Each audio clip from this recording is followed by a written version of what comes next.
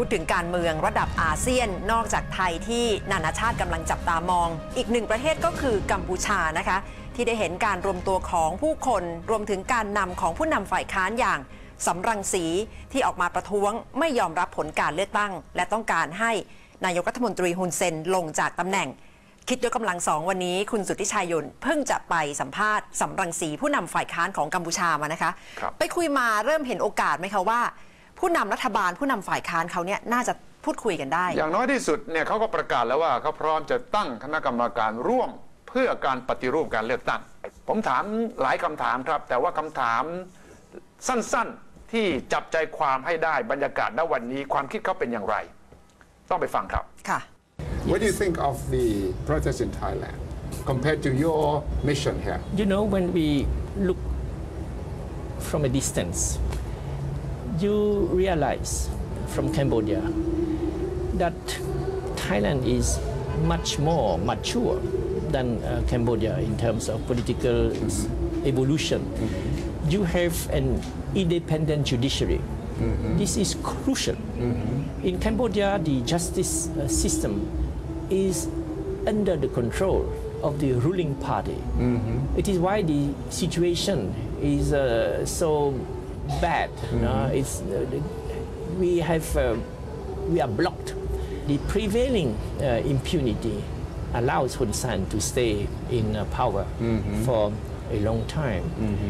And the justice system is used by Hun Sen as a political tool to crack down, to eliminate his opponents and to defend his reign and his rule. So from that point of view, Thailand is in much better shape. Second point, in Thailand you have an independent electoral commission.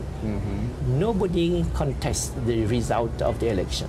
After each election, the winner, the loser, the ruling party, the opposition, they all recognize that the election, people could vote, one man, one vote, and on the whole, the result reflects the will of the Cambodian people, the Thai people. But in Cambodia, any election is a distortion of the will of the people. And it is why we don't accept the result of the election, which have been rigged and marked by countless irregularities. It is not only the opposition, but all the independent observers, national and international, they say that the last election was the worst election we have never had. So from these 2 points of view, independent justice system, independent electoral commission, Thailand is much more advanced than Cambodia. The situation in Thailand is a deadlock because both sides have refused to go to the negotiation table. But here, you have at least agreed to form a joint committee to negotiate. What would be your advice to the Thai protesters and the Thai government? How can we learn from your model? No, we want to learn from you. We want to set up an independent electoral commission. We want to have an independent justice. Actually, our situation is worse than yours. At least in Thailand, people can express their view. Yes. They can demonstrate. You know, here in Phnom Penh, we cannot demonstrate. More than 9% is all right, but more than 9 we will go to jail, and if we resist, they will come and shoot others. So at least you have more freedom in Thailand. But you are the leader of the opposition, the most prominent enemy of Hun Sen. Aren't you afraid of being murdered, being killed, being assassinated? I am aware since the very beginning when I committed myself to fight for justice for my country and to oppose the current regime. I have only 3 possible fates: being killed, being in jail, being forced into exile. So I have known the first two. The first 2 you have already encountered. But I am aware that the three possibilities can arise anytime. What if Hun Sen asks you to form a coalition government with him? Let's have a national unity government. Let's make peace. Come on, we know each other, working together better than fighting each other.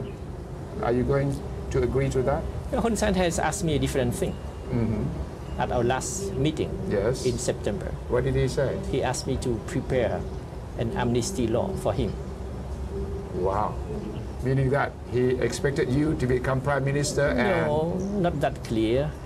But he realizes that he cannot remain in power forever.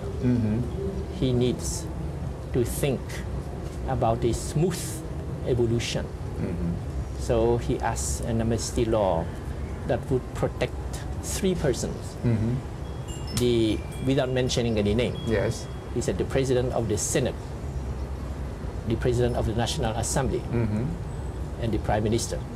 So the president of the Senate is Mr. Chia Sim, who is the president of the ruling CPP. The president of the National Assembly is Mr. Heng Samrin, who is the honorary president of the CPP. And the prime minister is Mr. Hun Sen, the vice president of the CPP. So he asked for amnesty for these three top leaders. But you are in the opposition. You cannot issue amnesty. What did he ask you? No, he thinks ahead. He told me that we, ruling party, we cannot initiate such a law. But if you, opposition party, you initiate such a law, we, ruling party, we would support it. I see. A strange request to an opposition leader. This means that things are changing in Cambodia. What do you say to him when he said that? Of course, yes. He said yes? Yes. So you're colluding with him? For the sake of Cambodia, to preserve peace. So you agree to forgive him if you become the prime minister, you are going to pardon him for all the things that you said he has done to the country. I think it's understandable that he wants his life to be preserved. He wants his freedom to be preserved. He wants his dignity to be preserved. He wants at least a portion of his wealth to be preserved. And there are examples throughout the world that this could be given in order to ensure a smooth transition.